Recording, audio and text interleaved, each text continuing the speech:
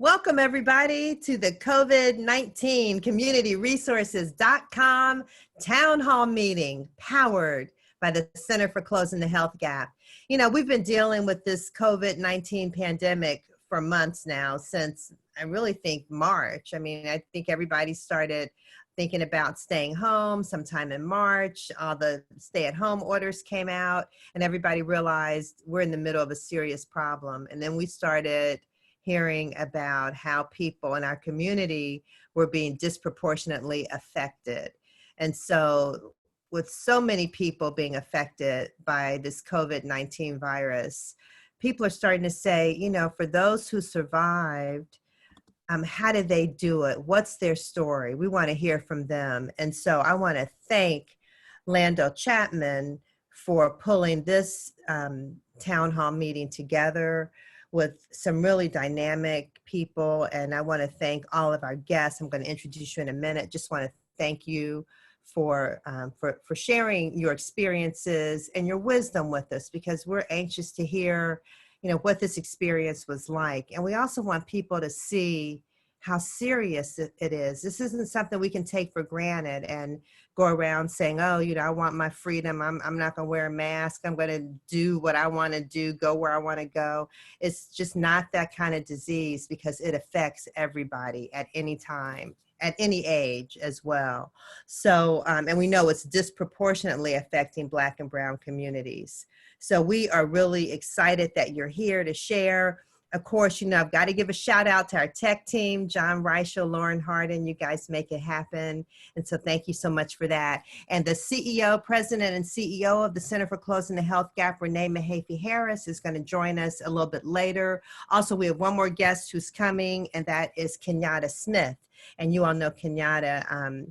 He used to be president of the Cincinnati African American Firefighters Association. So I think a lot of people know Kenyatta. So he's going to join us a little bit later. But let me just quickly introduce our guests.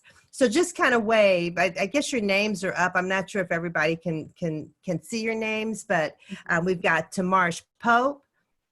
She's an international star. She's been everywhere in the Enquirer, CNN. She's going to tell ABC, she and her handsome 14-year-old son. So we're really excited to hear from her. We've got the glamorous Madeline McSayles, and we're so excited you're here. And you all know Lando Chapman. Everybody knows Lando. Thank you so much for being here. And as I said a little bit later, oh, Kenyatta, I think just jumped on. Kenyatta, your mic is muted. If you want to unmute your mic, that'll be great. All right, so we've got Kenyatta Smith. We've already talked about you. We're so glad you're here. And I'd like for each of you just to give a quick hello, you know, 1 or 2 minutes, tell us a few things, and then we're gonna go one by one and listen to your story. We really wanna hear your story today. Let me start with TaMarsh Pope. Hi, my name is TaMarsh Pope, and I have a 14-year-old son who is currently going into the 9th grade. I also work as a bartender. I do have a full-time job also with the county. Let's see, and that's pretty much it. I am a COVID-19 survivor, and I'm thanking God that I'm here today. We thank God too. We're anxious to hear your story. Thank you for that.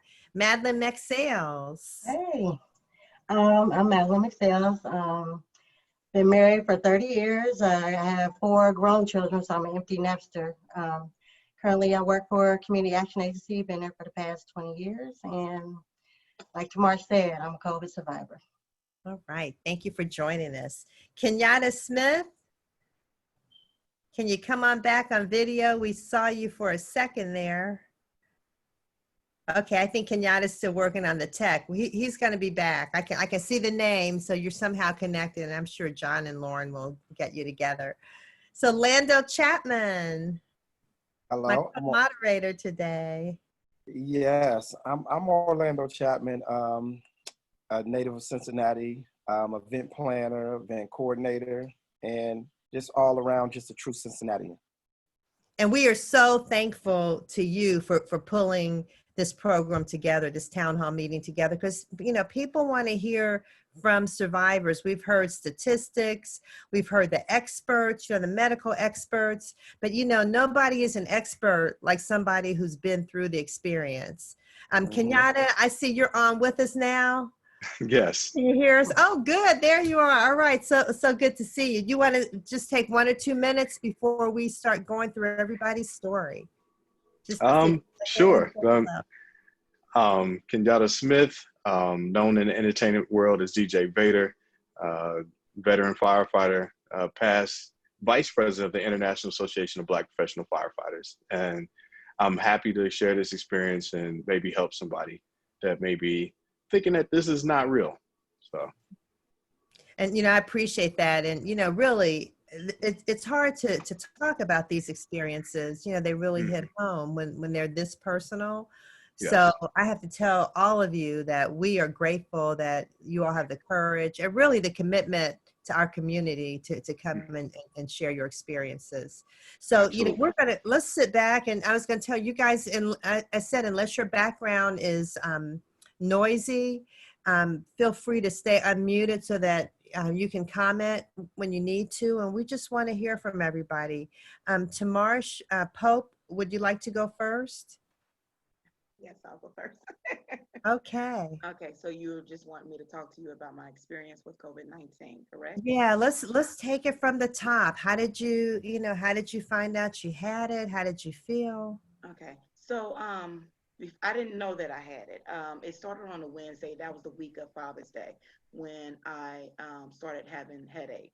I had a headache on Wednesday and it carried on to Thursday.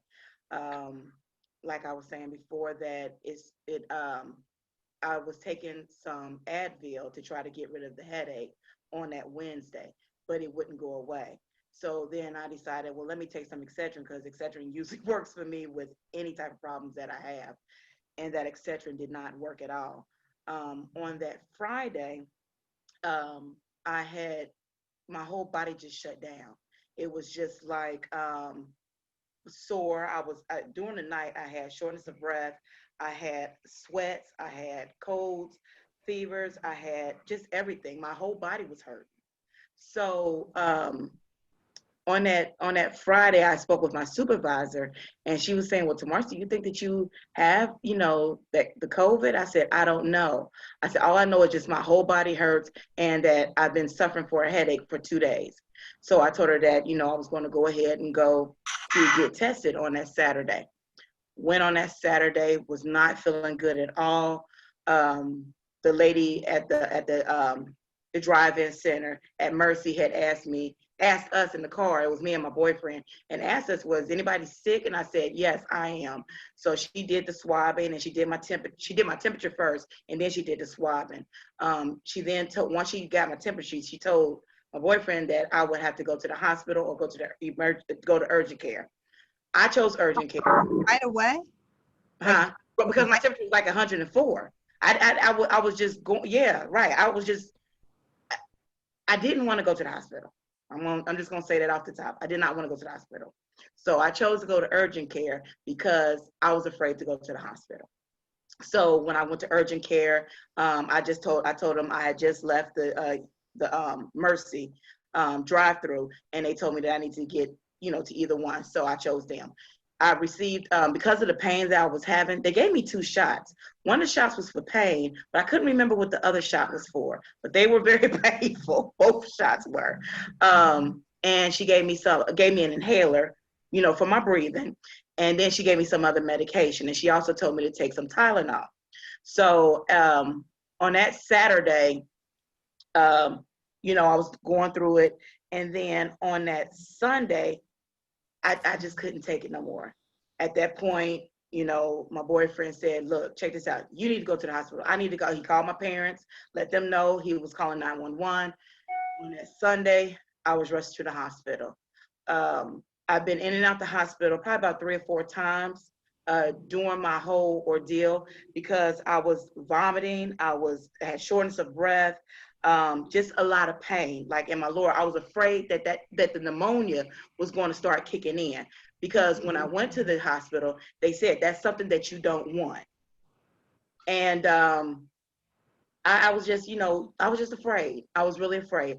At that point, when they told me on Sunday that I had COVID, I broke down in tears because what was I going to do? My son wasn't here. All I thought was in my head, seriously, was death. Because they said once you go to the hospital, it may be a possibility you might have to go on a ventilator. I didn't want that. I didn't want that at all. So my mind was going crazy because I'm like, who's going to keep my son? Who's going to do this? Who's going to watch over my house? Who's going to do what? Yeah. And it was a scary feeling for me. And then at night when I was trying to sleep, I couldn't because I couldn't breathe. So I would stay up at night because I didn't want to die, because that was going through my head. Right. And the fact that, when I was vomiting, it was kind of hard for me to catch my breath, and the pain was the pain that I felt every single day was horrible. And I tell my story and I tell everybody that you do not want to go through what I'm going to say I personally went through. My mother would call me every morning. I wouldn't get her messages until the afternoon because I couldn't sleep at night. Right. So, she would say, I'm praying for you, TaMarsh. Hold on, hang in there. Prayers and things from my Facebook family and friends. I felt that it was the prayers and me praying and other people praying for me that really worked and got me through this. Because without them and without me trying to press through, I wouldn't be here today because I felt like giving up. Mm-hmm. That's how bad it got. That's how painful it was, physically painful. Right. And then, just the fact that I know I couldn't give up because number one, I have a son. And by him calling me, telling me that everything's going to be all right, Mom, everything's going to be all right. That's what kept my mind going and saying, TaMarsh, you have to get through this. You have to get up. You have to keep fighting. You have to. If you don't do it for yourself, you got to do it for your child. Wow. That's, that must have been so hard for your son too. It was. Yeah, he had it scared to death at age 14. Yeah. Mm-hmm. And then you're hearing, the stats every day, and it's just awful. So we're going to come back and ask you, what did you do? Like what things help? But let's get Madeline's story. Madeline McSayles, tell us. Okay. For me, it was back in March. And like you said, that was before everything, social distancing, the mask and everything. That was early. Yeah. We didn't know what it was. And so I went to a conference related for work. And while I'm up there, I went up there for Wednesday through Friday. By that Thursday, that's when the governor shut down the schools. And so as you're sitting there, we're all in the crowded rooms and, you hear people coughing, they have the hand sanitizer and everything, but, you're still like, oh, we don't know what this is, So I get on Friday, get picked up and everything. And by Monday, I was on my back. I had 103 temperature that lasted for like maybe 3 or 4 days. I was telling them like, you have to call work because I can't even go into work. And ended up being on that Wednesday, everything had got shut down anyway. So then I called my doctor on Thursday, like, hey, I don't know what's going on. I can't breathe. I'm in pain and everything. And she was like, yeah, the standard. You have to quarantine for 14 days. And then they weren't doing testing unless you had something to say you were definitely exposed to it. The hospitals didn't want to see you. The emergency rooms didn't want to see you. Naturally, the doctor is like, you can't come here. So she was just telling me that don't take ibuprofen because that was finding out that was affecting it somehow. And for me, I have a high pain tolerance. So like when TaMarsh is talking about the pain, it's indescribable. And for me, trying to take Tylenol was doing nothing. But you can't get out of bed because you're that tired. Fatigue is just took over. So I would say I was just in the bed for like a good week and a half, just trying to make sure that I can get up, go to the restroom, come back and sleep. I slept so much. It's just ridiculous. And like TaMarsh said, the pain, the sweats, the headache started, and then I started coughing so much. I coughed so much that I had to have pads on my bed because that wasn't, that's not fun. Every time you cough, then you can't make it to the bathroom, so you're going back and forth to that. Just the fatigue, and like TaMarsh said, you get to the point where, and it's hard because just remember being in that feeling. You get to the point where you want to give up because you're that tired. You're tired of fighting the aches, the headaches, the coughing. You get tired of fighting, and the thing that keeps you going is like my daughter. I have just 2 live with me and 2 don't. And my oldest daughter's like, Mom, can I come over? And I'm like, you can't come over. But she's calling because she doesn't know what's going on with Mom. And I'm watching my husband watch me like, you okay? My kids are like, are you okay? And everybody just keep asking, you okay? So it just makes you, I can't give up because I have them and they need me here. But I was to the point making sure that everybody knew what my final wishes were, what my arrangements were, did they know where the important papers were, because you feel like you're on your way out. Wow. And nobody can help you because at that time, they don't know what it is. I'm not telling family, extended family and friends how serious it is for me because then I don't want that additional worry. You know what I mean? Right, yeah. It's something, and then you go through with, we were all isolated, so everything's shut down. So all your support systems, they really can't come over because you're sick. Right. And you don't want to expose them. And then even within my own house, I'm isolated in my own bedroom because I don't want the rest of my family to get sick. So then and you have no desire to eat. There's no taste, no smell, no anything. And then I went from fatigue and too much sleep to insomnia, to where I couldn't sleep. So I'm now up dealing with everything that I'm dealing with, and all the mental and the physical and everything. And So it sounds to me like this happened like really fast, from the time you went to that conference to the time that you were like really, really sick. Was that within a week? I mean, not even a week. I came home on Friday. By Monday, I was sick.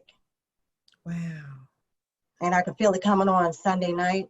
But you're thinking like, it's just changing weather, it's spring, allergies are coming up. I'm thinking it's just changing weather. When I woke up Monday, I couldn't even talk to tell him like, I can't go to work. You're going to have to call. I can't even talk to go to work. Wow. And my fever, and I took my temperature and it was 103 again. And, another thing, we're going to get back to this too, when we talk about, how you all got through it, like, some wisdom you want to share about that. But it also sounds like the testing piece was really slow.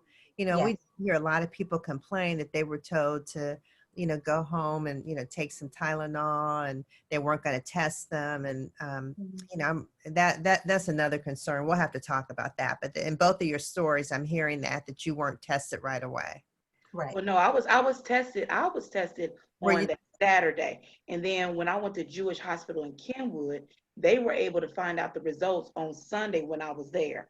Okay. So they actually told me on Sunday, oh, we got your results. They came back positive. Okay. So I was able to get that first test back quickly. Okay. Because I guess they were in the same, Mercy and Jewish Hospital are in the same network, to where they were able to tell me right then and there. Okay. All right. Now, TaMarsh, you ended up testing positive twice, correct? Yes. I tested positive twice. The first time I tested positive, and then I went back on July the 15th and I tested positive. And then I did another one on July the 25th, I believe it was, and I tested negative. Okay, so, and Kenyatta, we're about to come to you in a minute, but I just don't want to let this point go by. TaMarsh, are you saying you recovered and then you tested positive again, or you were still sick? Well, I was recovering, and then yes, I went back to go get my test because I was like, okay, let me see what it is now. Okay. Because I was ready for my child to come home. I was ready Right. to come home. That's right. Yeah. So I went ahead and took the test, and it came back negative. So it prolonged it even more. Okay. So I had to wait another 7 days, and then I took it again, and then I came negative. Wow, that's a relief. Mm-hmm. Okay, Kenyatta. you've got a story to share too. Let's hear from you. We would love for you to share your Yes. experience. Kenyatta looks like he's frozen. Is everybody frozen? No, All I right. can. Okay. For me, is it just me? Yes. We're good? Yeah, I don't know. Yeah, it's working. Okay. I think he's Okay. frozen. Me, it started out as a headache. I don't know what's going on. Okay. Is this better? Yes? No? Yeah, you moving again. Okay. And we're gonna all mess So, real for soon. me, it started out as a migraine.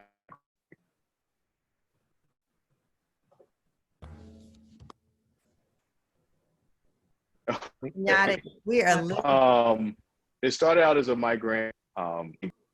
Okay, give me a second. I'll click back on. Just let me try something real quick. okay. This looks that look good right there. Is this good? Yeah, Yeah. here you go. That's the iPhone 30. Oh, okay. I know. It's all bad. So my apologies. That's all right. Again, this is my I started from migraine. So for me, it was just a migraine. It was nothing unusual than the migraines I normally get. Migraine, and that's what I did that Friday. I took a temperature just to see, and it was like 99.2 or something like that. Too alarming, but something that's maybe. Some of my coworkers have been getting tested. We got the phone call that, hey, inside the health department was doing testing. I went that Saturday morning and got tested. At that time, did not have a fever. I felt great. It was just a migraine. And The the migraine had rest been of going on about 2 or Saturday 3 was days. good. Okay. A little tired, but do a lot.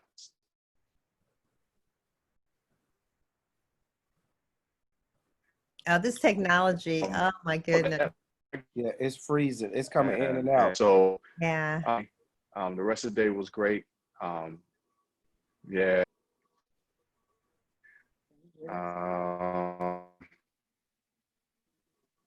Kenyatta, we might have to come back to you because we really want to hear your story and you're going in and out. Yes. If John. Okay. Come back to me. Okay. Are you Okay. sure? Because suddenly you seem fine.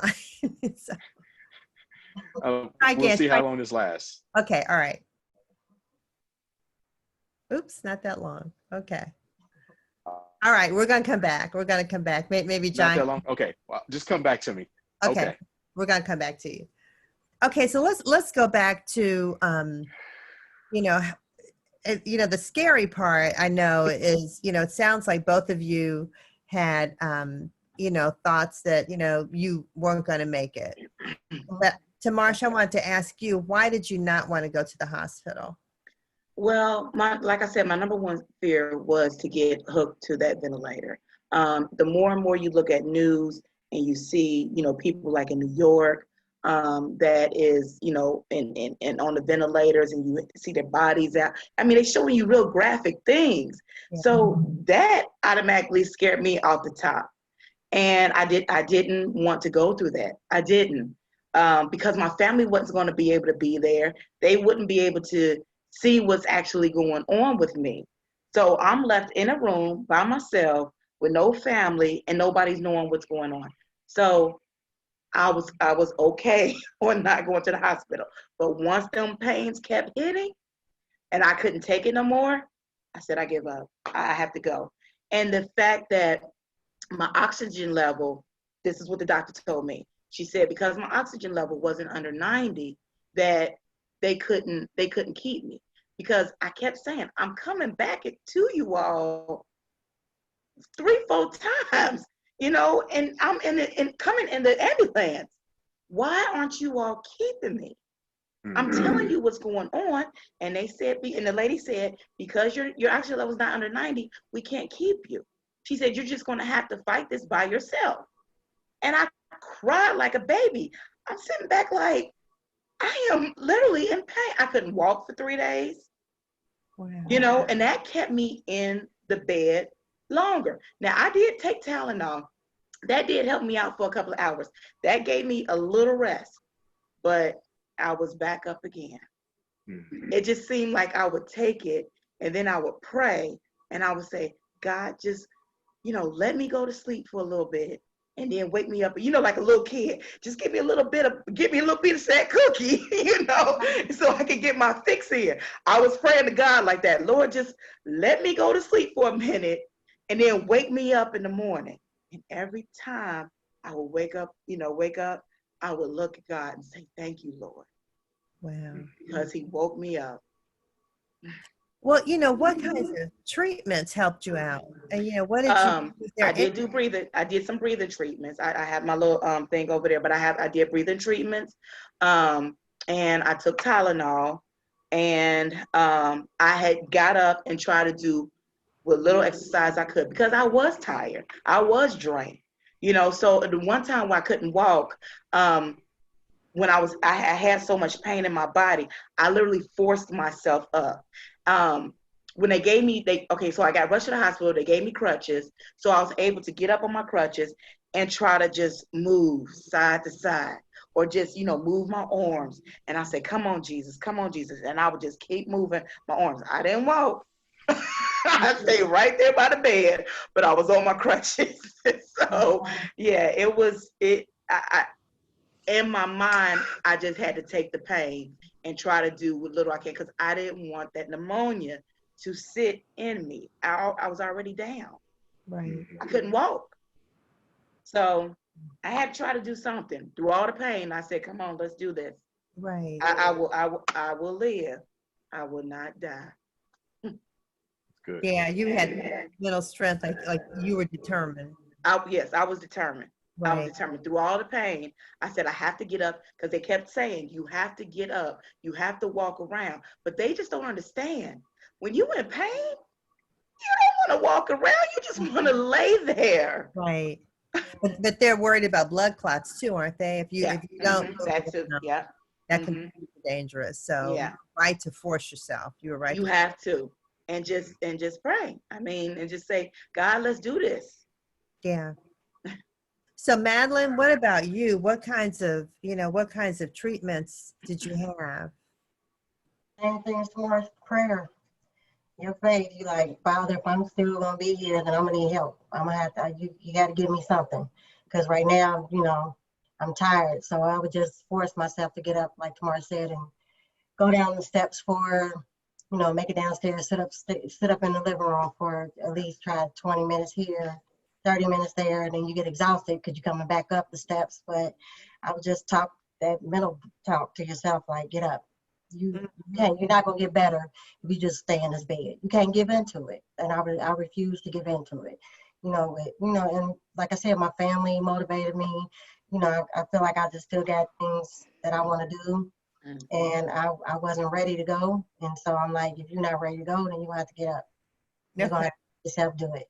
And then it was just teas. I'm not a medicine type person. I don't really like taking medicine too much, just to get through it. Like TaMarsh said, the Tylenol, just to take the edge off the pain, because that is some pain. But teas and prayer and meditation, and then once I start getting physically more fit and just doing things that kept me motivated, crafting and things like that, working around my house, just anything, just give me something to look forward to, an unfinished project. So I knew, nope, you got to go ahead and get up because you got to finish this, you know. So things like that. Well, now, did any of you have like plasma infusions? I might be saying it wrong, but No. you know, we interviewed some people before, and they said the plasma infusions, you know, so plasma from someone who had survived, And so they had antibodies really helped. You know, so far we haven't, I mean, as far as I know, there's nothing definitive that says this is, you know, this is a treatment, but I know, you know, plasma is one of the things they've talked about. I think sometimes it works, sometimes it doesn't, but we did interview some people who said, you know, that helped a lot. They also mentioned things like elderberry tea. And we wanted to let people know, like, Yes. you know, we're not doctors here, so we're not, Right. we're I not use sea moss. advice. We're just asking people. Okay, TaMarsh, tell us about that. Well, I didn't know anything about no sea moss, but this guy named J. Raj had stopped by and gave me a glass of sea moss, and that kind of helped out with clearing up my chest area, you know, as far as like the phlegm and the mucus and things like that. And then I was eating a lot of soup, so between the sea moss, the soup, the teas, like she said, it kind of helped out a little bit. Yeah. So that, and then I was taking vitamin C, vitamin D, and I think that was it. I understand And then vitamin sea D moss. is super important. Vitamin C, Yes. they Yeah. say vitamin D is really important. Now I never took vitamins before because I'm like, I'm cool. But now, yes, I'm taking it now. Right. Yeah. So Kenyatta, it looks like you're with us now. So do you I'm want to with tell you. us the story? Okay, come on, tell us about your experience. All right. So not to hold you. As I said before, I started out with a migraine, but I suffer from migraine, so I didn't think anything twice about it. I just laid down, did what I do for migraines, and that night my temperature was about 99.5, something like that. Kind of in the red zone, but not nothing too terribly to get panicked about. Well, some of my friends and coworkers were getting tested throughout the week. We had spent some time together, but I'm not for sure if that's where it actually came from, because in my job capacity, I'm in a lot of places. So that Saturday morning, I felt good. I felt great. No migraine. Then my temperature was at 97.5. We went down to Northside Health Clinic. They were testing that day with the health department. Got a test. Me and my wife, we both got a test, and I was fine for the rest of the day, you know, but I started getting really tired, more tired than usual. And that tired is hard to describe. It's just, imagine having the itis times 100. Like, you got to sit down right now. You got to lay down right now. It's like your body is really telling you, hey, sit down. That Saturday night is when that started happening. That Sunday, I still, you know, woke up with a mild fever, but which would mean that was Father's Day. By that night, it spiked up to 102, and the chills, the body aches, the pain. The nighttime was absolutely the worst for me. You didn't know if you was gonna make it to the next morning. That Monday, I got the call to say that the test came back positive for COVID. We started the whole quarantine process, sent the kids away for a couple of weeks. My wife helped me, and you know, God bless her and for being there for me, because like everyone's saying, to do this on your own is not saying it's impossible, but it's very hard. Only time I would see her is when she's masked up, had gloves, and come in and dropping the tray off. That's it.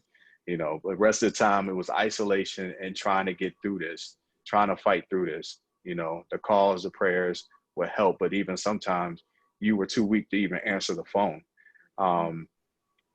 Daytime, I would eventually be better, but it was always the nighttime. Around 7:30, I'll get a headache, like a migraine. My face starts hurting. My body starts hurting. You are pretty much in a ball and gasping for air. At that time, can say more than 3 words without coughing or stopping or pausing. So even when I was at my worst, and just like Madeline, just like TaMarsh, I made my last the rites prayer because I didn't think I was going to make it to the morning. And then magically everything would leave around 6:30 a.m. And it's like, thank you, Jesus. It's like being in the most horrible horror movie ever, and making it to daylight, and then eventually we got connected with some people who had COVID and survived, and they gave us some of the things that they went through. I went on that regimen, and it was an intense regimen from 8 a.m. to 8 p.m., consisting of like alkaline water and, different type of supplements. Now, I already take a multivitamin, so I was used to taking vitamins, but, the elderberries, the vitamin C's, the zincs, and the natural foods, because your body absorbs more through the actual foods than through the pills. When I came out of it and felt better, it was weird because I can smell bleach in one nostril. Saturday morning playing music and you clean it up and house smell like bleach or pine saw or something. Yeah. It was like that, but just in one nostril. And I still had my taste, thank God, but that smell was overbearing. After doing the breathing treatments, we would take boiling water every hour on the hour and put in a bowl, put some eucalyptus oil or peppermint oil in it, and then put a towel over my head and the bowl and deep breathe, or breathe as deep as I could for 10 to 15 times. And we would do it every hour. After the second day, it helped.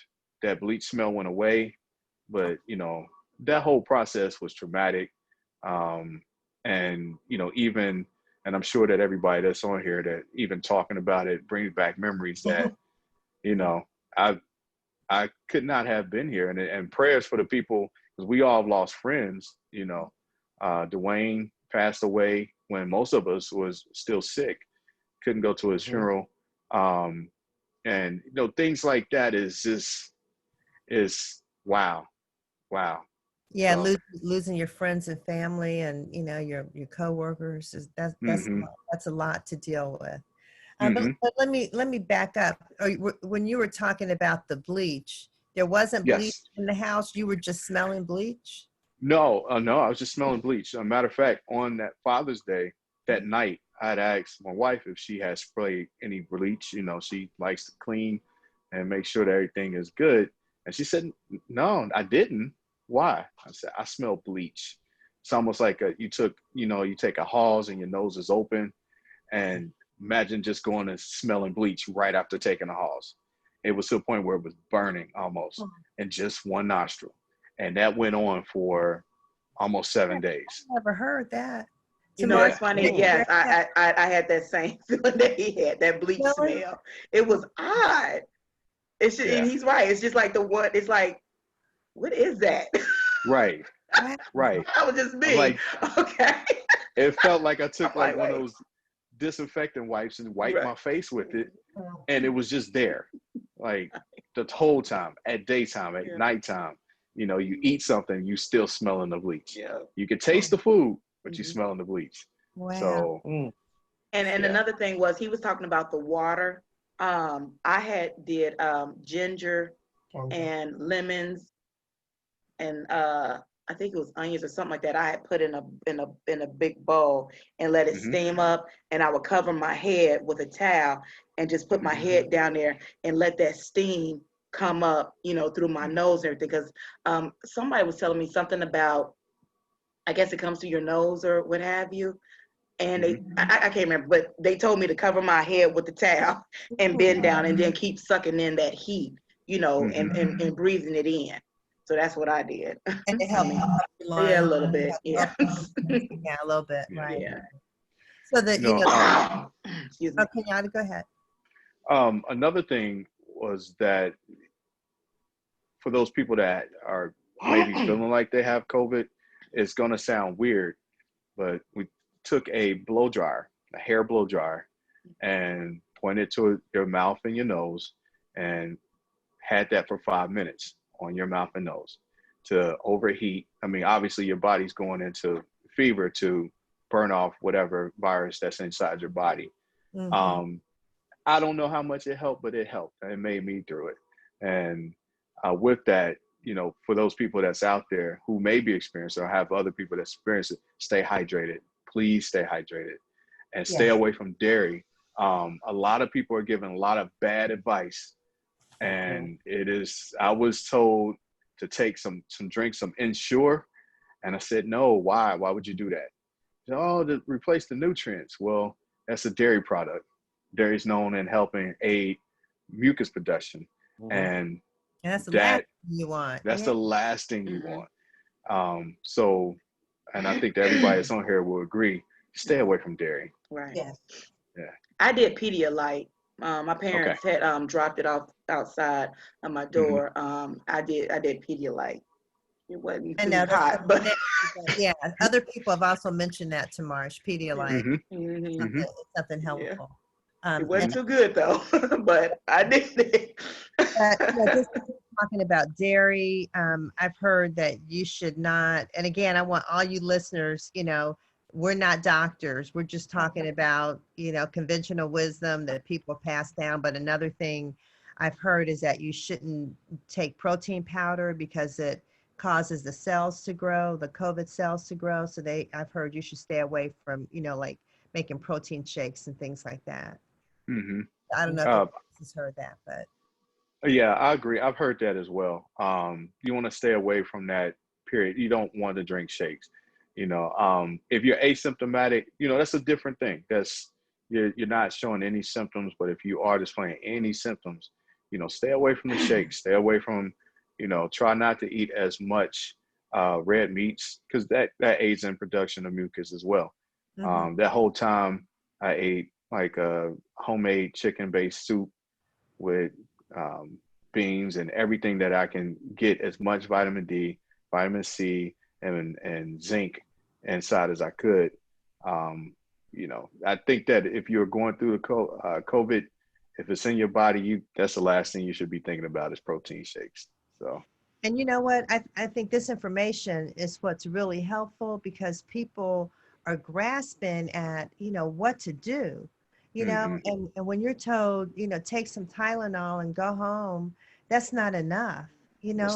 What do you do? How are you going to breathe? Right. So did any of you end up on a ventilator? It sounds like you didn't. You didn't have to do that. No. Yeah. Fortunately, no. I'm glad that. Right. Yeah.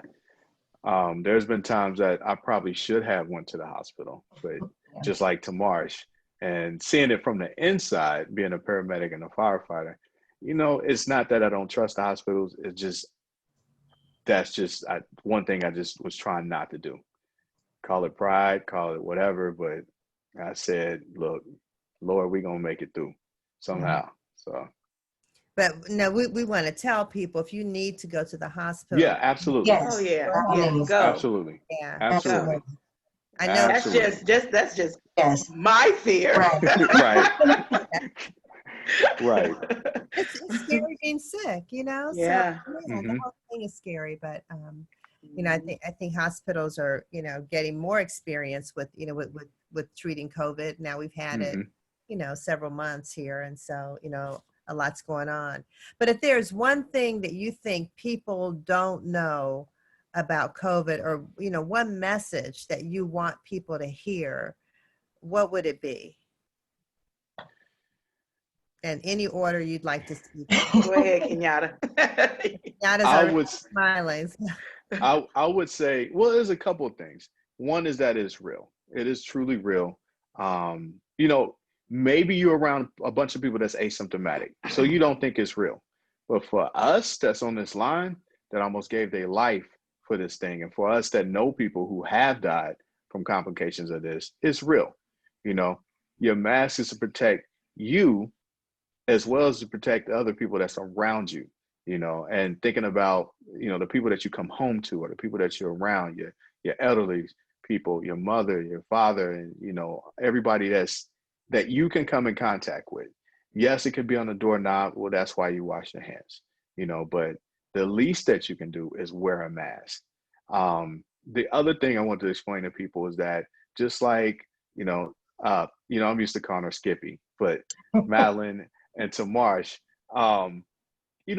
that 14-day window doesn't necessarily mean that you're going to get better in 14 days.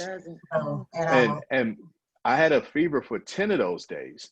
And by the time they called and did, the every other day check to find out your vitals and how you're doing, I said, I'm still having 102 fever. Right. They put me on another 14-day quarantine. Mhm. You know, coming out of this, I took another test when I felt great, took another test, and to my surprise, it said I was still positive. One thing that the nurse told me is that get a neti pot, use the neti pot, try to clean out the sinuses, and go take another test. I did that. It came back negative. Back up and explain neti pot to us.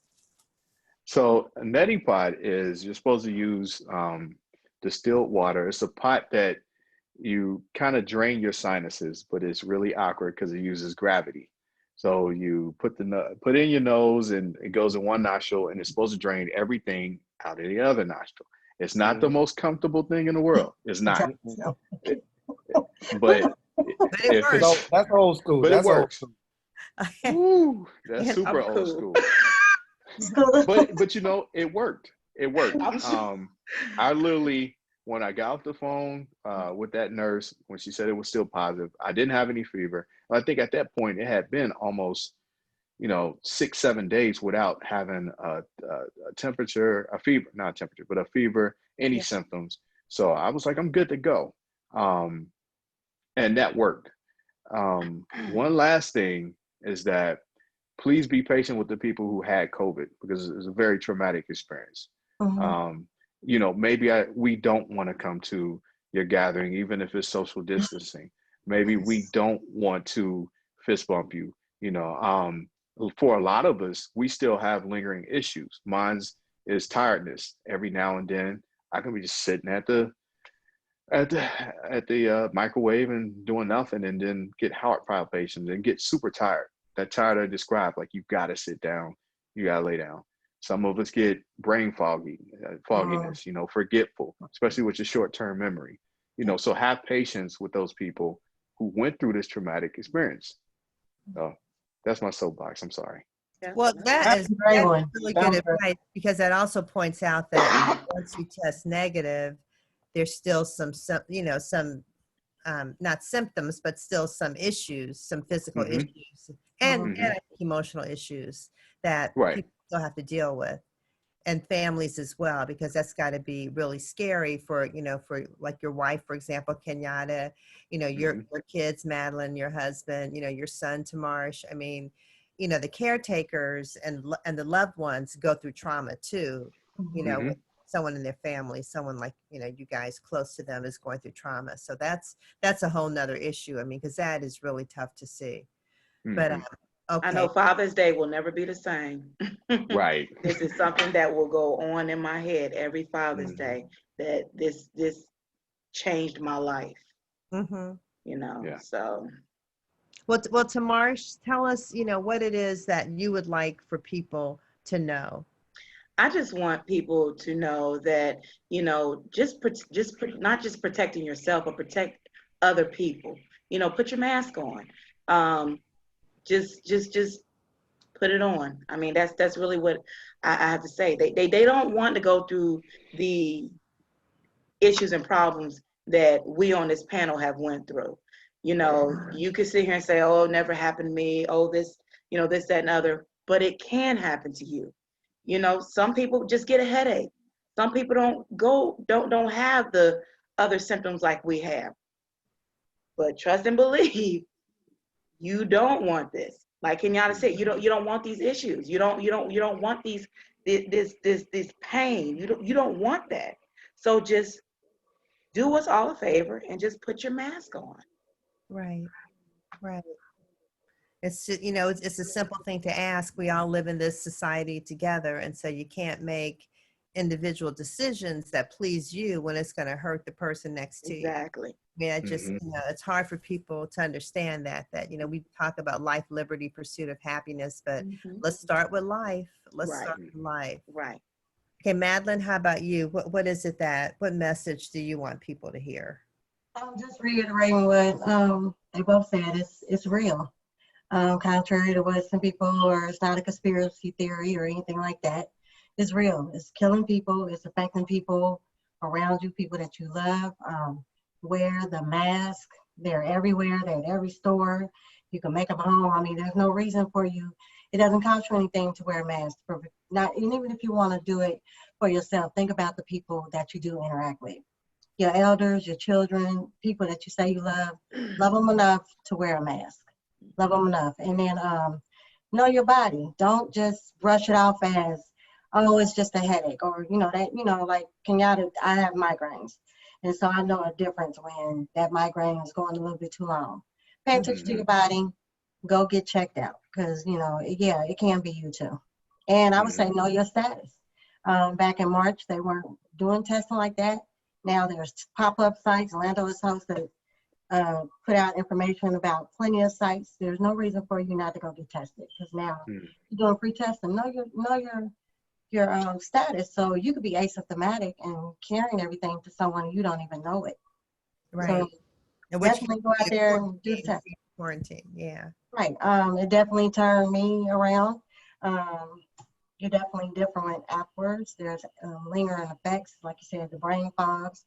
It's mental with sometimes depression, isolation, So check on your people. If you know they've had it, call them. Say, hey, how's it going? Don't assume, oh, you made it through. You now a strong warrior. You're on the other end.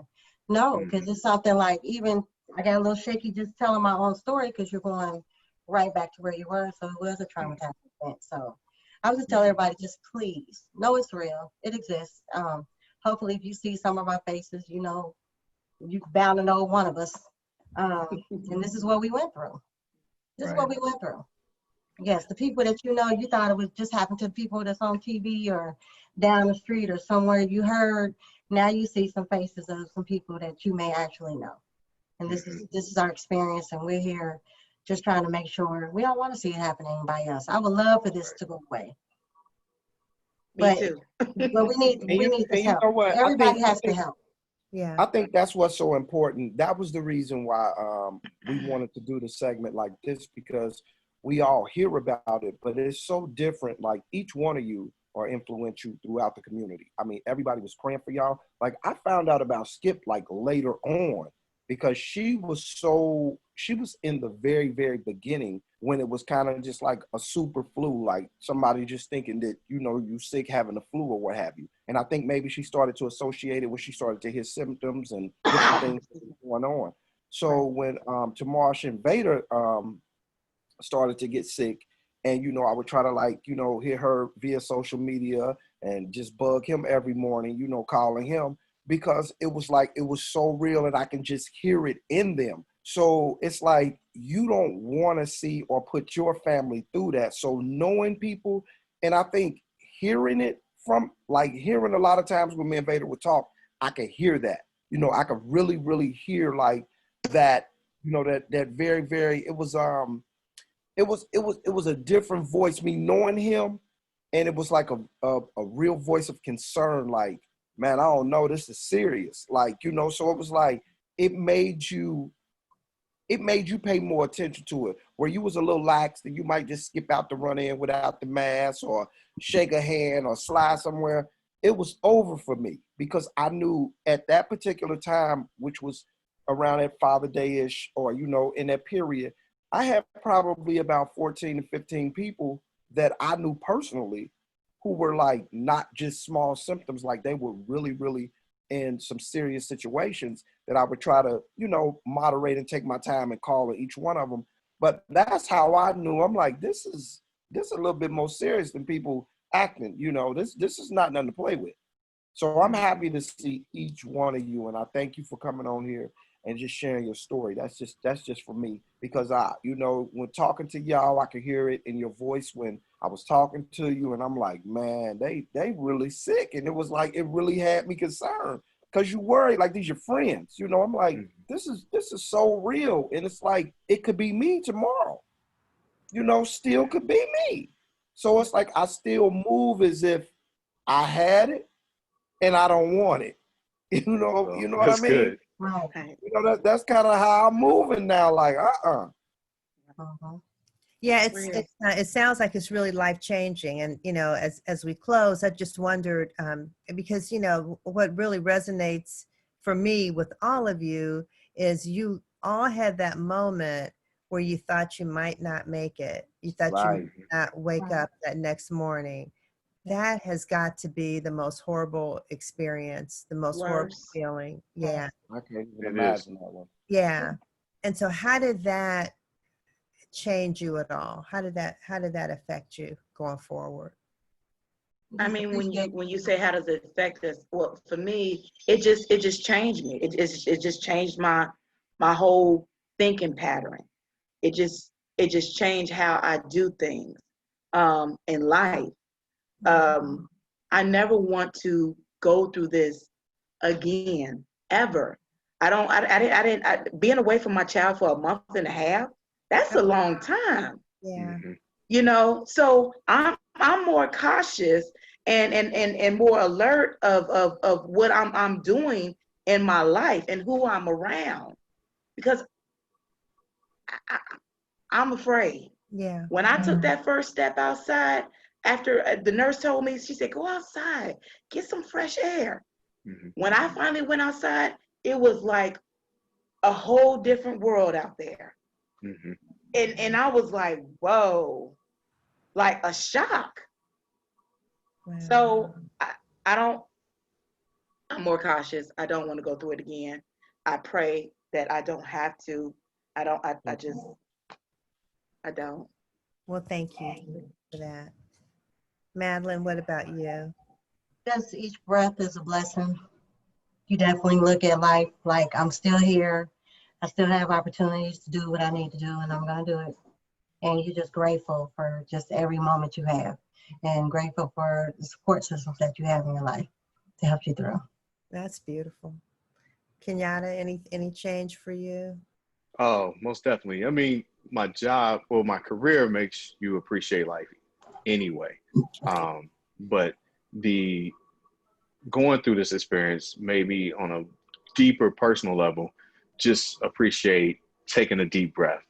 Like, it sounds like the most simple thing in the world, but before, when you were trying to take a deep breath and it hurts, and I mean, like, being in a car wreck hurt, it makes you appreciate that. You know, it makes you think about, you know, your future and making sure that your family's good. Not that I haven't before, you know, but making you think about the next step if you're not here, because you were almost not here, you know. And it also makes you a little anxious about life, you know. Post-COVID, now we got to get the test to find out if we got the blood clots, and find out if something affected your heart, and find out if something affected your lungs and all of your other organs, because every day in the news is something new, you know. Right. And but it makes you appreciate. You think about the little petty things that was going on that you may have caught an attitude about, and you're like, it's not even worth it, you know. So you kind of come out of it super happy-go-lucky and just loving life and the people that you're around. I love that. Well, you know what? You all are really making a difference, and we appreciate it, because you know these stories are not easy to share. We appreciate you, you know, reliving and taking us back through it with you. The wisdom you've gained from it, all of that is just, you know, that information helps a lot of us. And so we appreciate it. We're just thankful to God you all survived. Lando, you know, we're always thankful to you for bringing these important issues and these wonderful superstars to the public eye, so that everybody can hear them and learn from them. And so thank you, Lando, also for bringing together Kenyatta Smith, Madeline McSayles, and TaMarsh Pope. You all are wonderful. So in closing, I know Renee Mahaffey Harris hasn't made it back yet, but John Reichel said he wants to do a closeout on behalf of the Center for Closing the Health Gap. So thank you, everybody. You guys are wonderful. Thank you. Thank you for having us. Thank you. Gotta applaud y'all. Yay. On behalf of Renee and the Center for Closing the Health Gap, thank you all for joining. It was really inspiring to hear all of your stories, and really excited to share this with the community. Thank you. Thank you. Thank you. Thank you, Jan. Thank you, Jan. Thank you. Thank you, Jan. Thank you, Jan. Appreciate you guys. Thank you so much. Thank you. Have a Thank you. wonderful night. All You right. too. Good night. All right.